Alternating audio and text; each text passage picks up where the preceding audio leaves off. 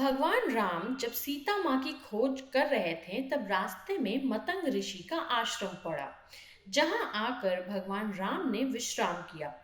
वहां मौजूद शबरी भी अपने प्रभु श्री राम का दर्शन पाकर धन्य हो गई। भगवान राम के आश्रम में पधारने के बाद शबरी उनकी सेवा भाव में लग गई। भगवान राम को खट्टे बेर न मिले, इसलिए वह चख चख कर मीठे बेर राम लक्ष्मण को देने लगे। यह देखकर लक्ष्मण को अच्छा नहीं लगा।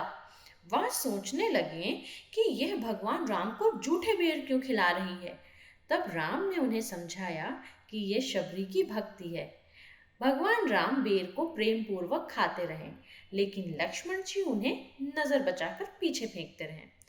ऐसी कथा है कि यही बेर संजीवनी बूटी बन गए, जिनसे लक्ष्मण जी के प्राण बच सके। शबरी का जन्म एक गरीब आदिवासी परिवार में हुआ था। उसे अछूत माना जाता था। शबरी के माँ बाप ने उसका विवाह ऐसे व्यक्ति से तय किया जो शराब के नशे में चूर रहता था। मांस मदिरा के अलावा उसे कुछ नजर नहीं आता था। शबरी ने जब रिश्ता तोड़ने की बात कही तो घर वालों ने मना कर दिया, मगर वह अपनी जिंदगी बर्बाद होते हुए नहीं देखना चाहती थी।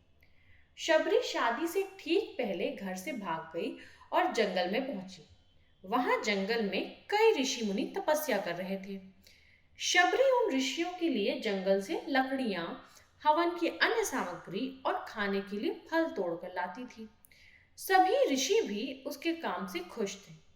अचानक एक दिन ऋषि मुनियों को पता चला कि शबरी एक अछूत आदिवासी है।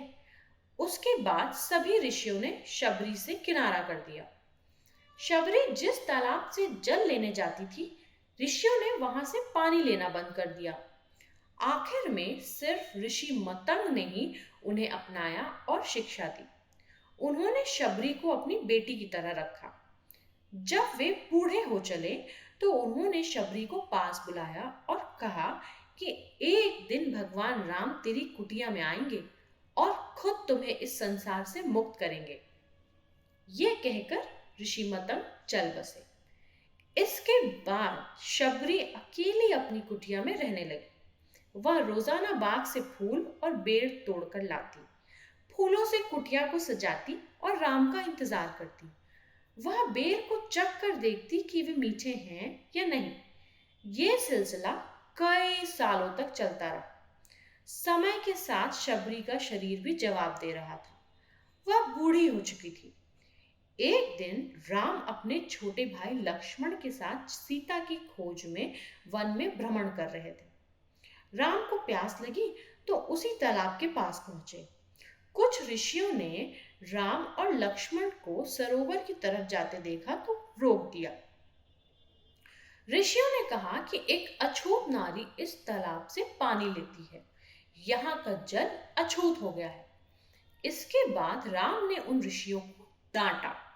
उन्होंने कहा कि नारी इंसान को जन्म देती है तो वह अछूत कैसे हो सकती है। इस ब्रह्मांड की कोई नारी अछूत नहीं हो सकती। राम ने उनसे उस नारी का पता पूछा। ऋषियों ने शबरी की कुटिया का पता बता दिया। जैसे ही राम कुटिया की तरफ पहुंचे, शबरी ने उन्हें पहचान लिया। वो तेजी से आई और राम के चरणों में गिर गई। इसके बाद शबरी ने राम और लक्ष्मण दोनों की प्यार से आवभगत की। उन्हें अपने मुंह से चखे हुए बेर परोसे। राम ने खुशी खुशी बेर खा लिए, मगर लक्ष्मण ने कहा कि ये बेर शबरी के जूठे हैं, इसे कैसे खा सकते हैं। इस पर राम ने कहा कि ये जूठे नहीं बल्कि मीठे बेर हैं। इसमें माँ शबरी का प्यार है। इसके बाद शबरी ने भगवान राम से देह त्याग की इच्छा जताई। राम ने आशीर्वाद दिया और शबरी ने उनके सामने ही अपना शरीर त्याग दिया।